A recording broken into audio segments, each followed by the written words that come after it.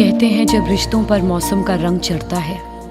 বলিউডের জনপ্রিয় অভিনেত্রী প্রীতি জিন্টা, তিনি পাঞ্জাব কিংসের অন্যতম মালিক। বর্তমানে আলোচনার তুঙ্গে রয়েছে এই অভিনেত্রী। মূলত দল সাজাতে ৬৫ কোটি টাকা বাজেটের কথা বলেন এই অভিনেত্রী। তবে ইদানিং অন্য কারণেও আলোচনায় রয়েছে প্রীতি। সম্প্রতি বলিউডের পুরাতন দিনের সিনেমাগুলো আবার নতুন করে মুক্তি পাচ্ছে প্রেক্ষাগৃহে। এবার এই তালিকায় যুক্ত হচ্ছে প্রীতি জিন্টা, শাহরুখ খান এবং সাইফ আলী খানের অভিনীত সিনেমা কাল হো না হো। সিনেমাটি যে আজও বলিউডের সেরা সিনেমার তালিকায় থাকবে তা নিশ্চিত করে বলা যায়। ২০০৩ সালের ২৮ নভেম্বর মুক্তি পেয়েছিল কাল হো না হো সিনেমাটি। সে বছর সবথেকে বেশি আয় করা সিনেমা এটি। বক্স অফিসে যেমন আয় করেছিল, দর্শকদের মনেও জায়গা করে নেয় শাহরুখ, প্রীতি ও সাইফ। हर घड़ी बदल रही है रूप जिंदगी। বিনোদনের সকল খবর পেতে চ্যানেলটি সাবস্ক্রাইব করুন। সম্প্রতি ২১ বছর পর ১৫ নভেম্বর সুপারহিট এই সিনেমাটি আবার মুক্তি পেয়েছে। মুক্তির প্রথম দিনে সিনেমাটি আয় করেছে ৭৭ লাখ রুপি।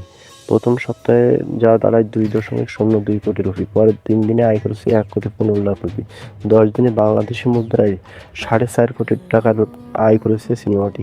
প্রথম সপ্তাহ থেকে দ্বিতীয় সপ্তাহে সিনেমাটিতে দর্শক বেশি পেয়েছে, কারণ প্রীতি জিন্টার নিলাম নিয়ে আলোচনা আসার কারণে ৩০ ভাগ দর্শক বেশি পেয়েছে, যা ১০ দিনের হিসাবে পুনরায় মুক্তি পাওয়া কোনো সিনেমার জন্য রেকর্ড।